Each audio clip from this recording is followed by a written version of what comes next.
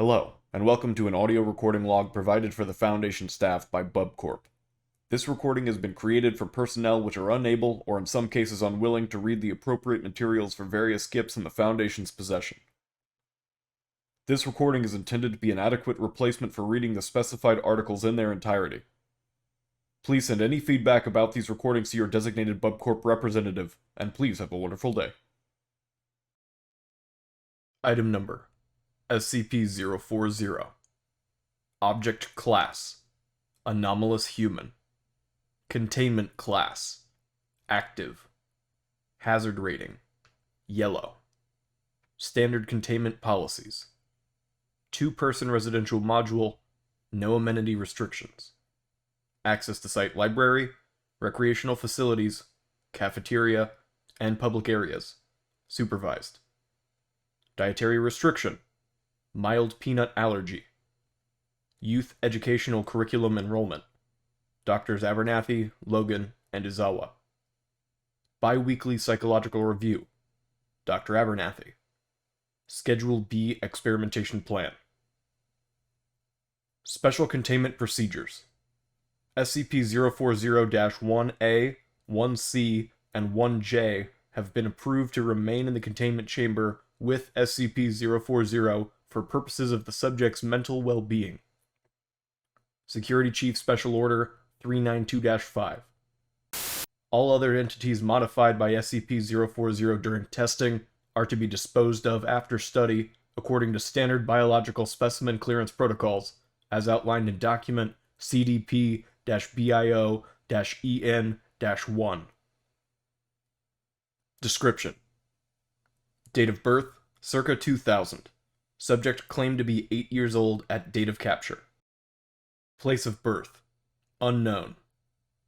Date of capture, 2008.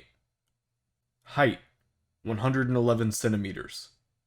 Weight, 20.7 kilograms. Hair, bright pink. Eyes, green right, yellow left. Black sclera left. Other notes: blind in left eye. Skin sensitive to burns and easily bruised. Hair is brittle and falls out easily. SCP-040 is a human child capable of at-will manipulation of the physical characteristics of living organisms. Modified organisms are collectively referred to as SCP-040-1. Modifications are primarily cosmetic, ranging from simple color and pattern changes to more involved shifts in bodily form and structure. The creation of new specialized organs is possible, but appears to be the limit of SCP-040's ability and currently has a 66% failure rate in testing. Modifications are limited to what would be physically possible, regardless of the probability of such a feature naturally arising. For example, while SCP-040 can grant an organism wings that does not naturally possess them, they will not permit the creature to fly without meeting other physical requirements. SCP-040-1 undergo behavior shifts as part of the modification process, acting with extreme loyalty to SCP-040, regardless of prior association. SCP-040's anomalous property requires significant focus and time to enact, and causes intense headaches and nausea when performed for more than a few minutes at a time. The effect becomes increasingly unreliable and inaccurate the smaller the modifications or the more complex the changes are. SCP-040 is incapable of altering microscopic organisms and has great difficulty in altering plant life. Dead organic matter may also be used, but must be used in conjunction with a living organism. Instances of SCP-040 cannot be modified more than once, though it is currently unknown if this is a hard limit of SCP-040's properties or from a lack of mastery over them. SCP-040's emotional state is within acceptable boundaries for an individual of its age group, accounting for the effects of prolonged containment and parental separation. Subject's intelligence is slightly above average for its age group. Behavior is generally cooperative. SCP-040 acclimatized quickly to containment and responded well to the initial orientation and socialization programs. SCP-040 responds to the name 40 and does not appear to have any other given or chosen personal name. Recovery Summary. Subject was taken into custody on 2008 as part of the raid on the Keys to the Kingdom Christian Charter School for Gifted Youth in Colorado.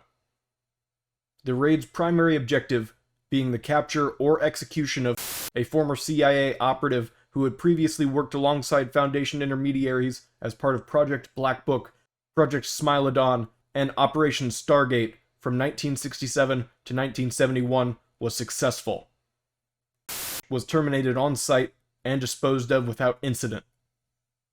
Of the 15 children recovered from the facility, SCP-040 was the only one to demonstrate anomalous properties. The others were administered amnestics and placed in Foundation-observed foster care. Interviews with staff at the school revealed that they were unaware of prior history or any connection with Foundation operations. They were administered amnestics and put under a 6-month communications monitor. No relapses were recorded. See Operation Tatzelworm After-Action Report for complete event record. Addendum 01. SCP-040 is currently allowed custody of the following SCP-040-1 instances. SCP-040-1A. Symbiotic organism capable of changing size, shape, color, and texture in reaction to its environment. Subject serves as outer clothing, similar to a jacket or sweater, and absorbs nutrients from SCP-040's bloodstream. Subject was recovered alongside SCP-040, and genetic testing reveals that the subject shares the majority of its genetic makeup with the common house cat, Felis catus. SCP-040-1C. A spherical organism capable of flight by means of rubbery bladders filled with lighter-than-air gas mixture. Entity has 11 limbs terminating in opposable digits, and a complex respiratory system capable of replicating a wide variety of musical patterns. SCP-040-1J. Quadrupedal organism covered in a thick coat of pink and blue fur. Entity has no eyes, a broad mouth with blunt teeth, and is capable of climbing up vertical surfaces. Occasionally used by SCP-040 as a means of transport. Addendum 02. The following interview excerpt is dated 2008, shortly after SCP-040's initial containment and orientation sessions. Dr. Abernathy. Good morning, 40. SCP-040. Good morning, Miss Abernathy. It sounds like you're getting over your cold. I'm glad. Can I ask you a few questions before we start with today's lesson? Yeah. Can you tell me about your parents? Mr. Green said that I don't have any. Can you tell me about Mr. Green, then? He was nice, but he wasn't very good at talking. He would always talk like this. But he wasn't there a lot of the time. Most of the time it was the nurses looking after us. And what did they do for you? They'd play games with us and teach us things. Sometimes they'd make us wear these dumb helmets and sit quiet for a long time. Sometimes they'd put on a movie for us, if we behaved. But if we were bad, they would lock us in our rooms. Can you tell me anything else? Well, they always served us peas for dinner, and I hate peas. So I gave mine to 5, because she liked peas. But I think green beans are better. Addendum 03. 2009. SCP-040 successfully reanimated a deceased human body during testing using 3 specimens of brown rat, Rattus norvegicus, as the required living component.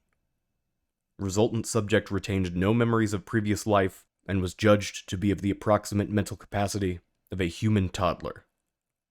SCP-040 was highly distressed by the event and refused further testing for the next 3 weeks. This will conclude the audio log for SCP-040.